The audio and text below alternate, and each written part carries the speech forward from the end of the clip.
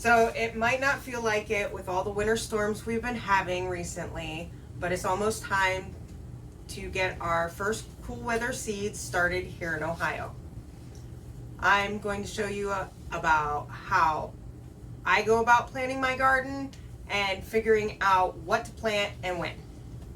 One of the biggest mistakes that people make is getting their seeds started either too early or too late.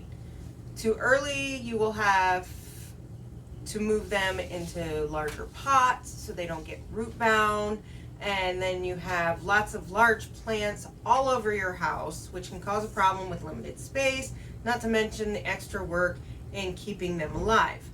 Plus, most plants adapt the outside conditions better when they're younger, but waiting too long can cause its own problems, especially with cool weather crops that don't handle the late summer heat very well.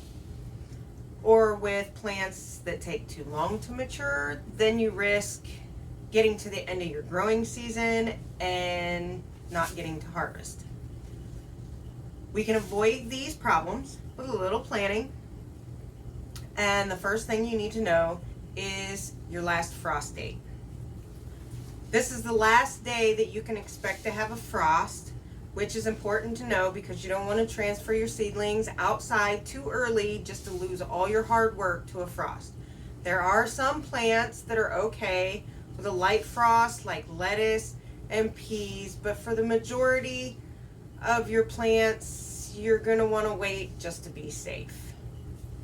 Now, if you don't already know your last frost date, you can just Google your zip code and the words last frost date. Usually the first thing that comes up is the Farmer's Almanac, which is pretty reliable and the one that I use. So for me here in Zone 6 in Ohio, it says my last frost date is April 30th.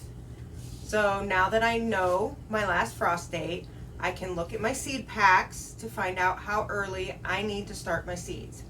Like on this packet of broccoli, it says to start the seeds indoors 6 to 8 weeks before the last frost. So a quick look at the calendar tells me that I should be getting these started indoors around the first week of March. You will find a lot of your seeds have similar requirements. So I like to put all my seed packets and sort them into piles based on when they need to be planted. So all the ones that I need to sow 8 weeks early are in one pile, 6 weeks are in another, and so on and so forth. Then you can use a regular calendar, a calendar app on your phone, or even just a notepad for this next part. I start with my frost date and then I backtrack the 6, 8, or however many weeks and write down what seeds I need to get started that week. Now, if it happens to fall in the middle of the week, it doesn't work for you, then just change it a couple days either way and sow your seeds on the weekends. I know during the week is super busy for me and I have a lot more spare time on the weekends. It doesn't have to be exact, just close enough is fine. Your last frost date is an educated guess anyway, and we all know how accurate the weather can be.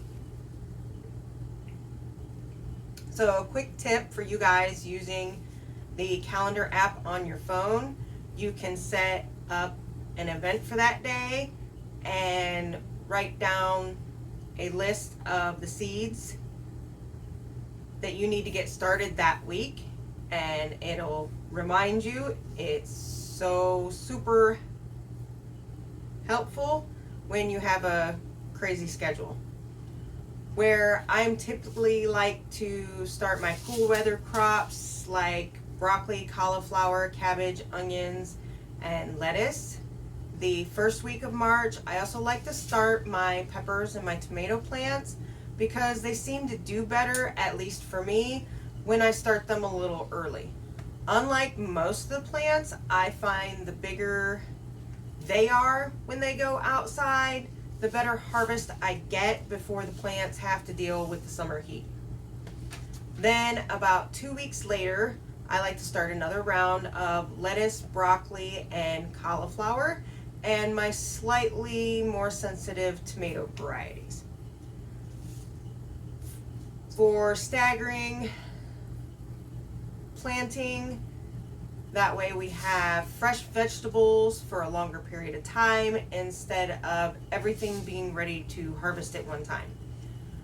I also like to get my growing area set up, which you don't need a ton of space either.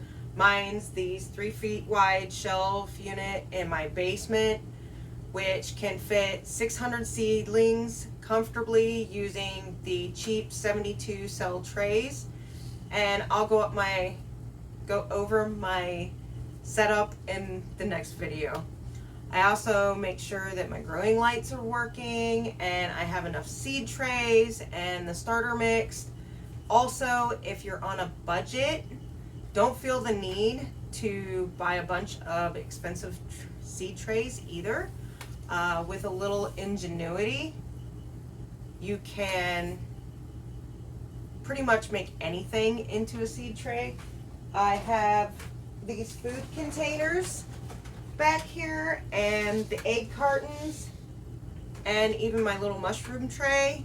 Anything you can put holes in, use as a tray underneath of it, and you can't beat free. It's the best price. And next weekend I'll be getting the plants started and we'll be setting up all the trays on my new setup. So I will see you in the next video. See you later.